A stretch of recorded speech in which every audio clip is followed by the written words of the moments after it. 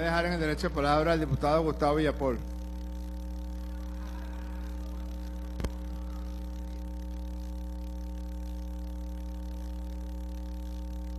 Gracias, ciudadano presidente, vicepresidenta y vicepresidente, secretarios, colegas, diputados y diputadas, y especialmente al pueblo de Venezuela.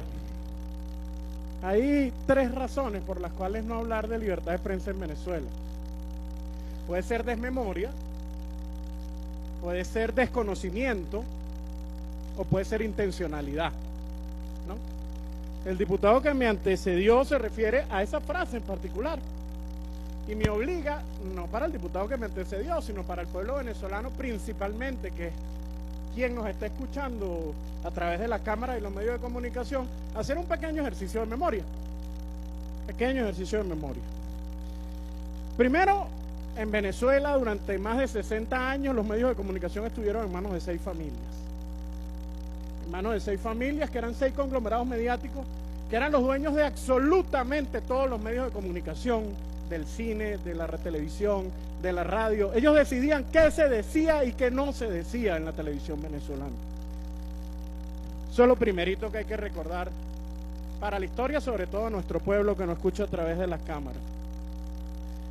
El cenit del periodismo venezolano se consiguió con la Constitución de la República de 1999 al garantizar derechos fundamentales que fueron cercenados en la Cuarta República, y no con la dialéctica ni con el hablar, sino con la persecución. Pusieron bombas en medios de comunicación. El Estado venezolano y el partido, que al parecer no recuerda muy bien, dirigió en esos 40 años en la Cuarta República, se encargó con sus cabilleros de poner bombas en medios de comunicación, de detener a periodistas, de cerrar programas de televisión, de desaparecer y asesinar periodistas como Fabricio Ojeda, por ejemplo, por poner un ejemplo, ¿no? Entonces es muy bueno hacer este ejercicio de memoria para tenerlo claro. El cenit del periodismo venezolano se consigue con la Constitución de 1999, primero que nada. Segundo, esa propiedad de medios que apenas en 1998 llegaba a unos 400 medios de comunicación, para el 2015 ya era de casi 1.300 medios de comunicación. Los números hablan por sí solos. El 65% de esos medios eran privados. O sea, no estamos hablando solo de medios del Estado y de la extraordinaria explosión de medios alternativos y comunitarios, donde verdaderamente se alcanzó el ejercicio de la libertad de expresión, porque ya no era con intermediación de nadie, sino que era el propio pueblo con un micrófono, con una cámara, expresando lo que vivía en su cotidianidad. Yo creo que por eso es importante hacer ejercicio de memoria. Yo decía, o desmemoria, o intencionalidad, o desconocimiento. Una de las tres cosas creo que suceden ahí, ¿no? Bien interesante. Ustedes saben que se atentó contra la libertad de prensa y la libertad de expresión, el bloqueo. Les puedo traer algunos ejemplos. Los periódicos, por ejemplo, de este país. El papel que llegaba a este país llegaba desde, entre otros lugares, Canadá. Canadá dejó de vendernos papel gracias al bloqueo. Y los mismos medios de comunicación que llamaron al bloqueo, que llamaron a las sanciones, que llamaron a que nos invadieran, esos medios se quedaron sin poder salir porque no nos llegó más papel debido al bloqueo y a las sanciones. Así que el verdadero crimen contra la libertad de expresión y la libertad de prensa en Venezuela la generó el gobierno de los Estados Unidos y quienes convocaron al bloqueo, a las sanciones, donde incluso había medios de comunicación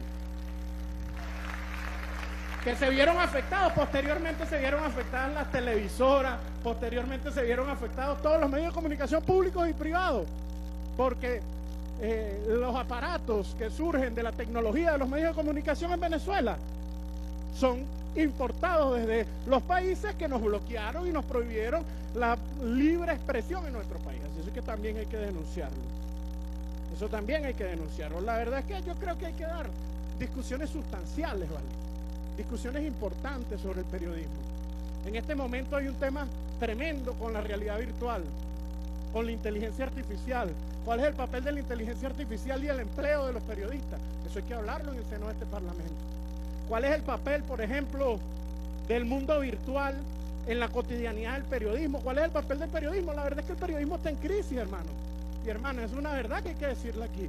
El periodismo tal cual la conocemos está en crisis, y no está en crisis por este gobierno, que ha sido el principal garantista de la libertad de expresión en la historia de Venezuela.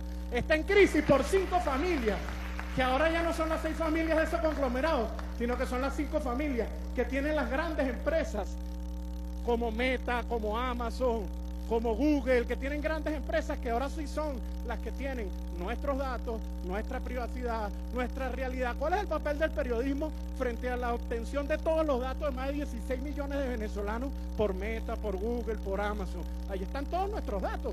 ¿Qué hacemos los periodistas y las periodistas? ¿Qué hacemos los comunicadores y las comunicadoras? Yo creo que esa es la discusión sustancial que tenemos que dar.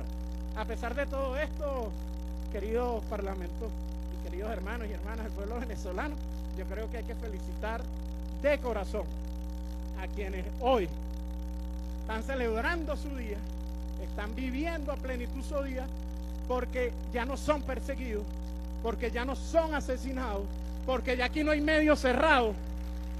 Sí, los números hablan por sí solos, de casi 400 a 1.500 medios. Yo creo que entonces el bloque de la patria, con alegría y con plenitud, levantamos nuestras 2 manos para aprobar este acuerdo y felicitar a los periodistas y las periodistas en su día. Muchas gracias, señor presidente. Gracias a usted, diputado. Excelente.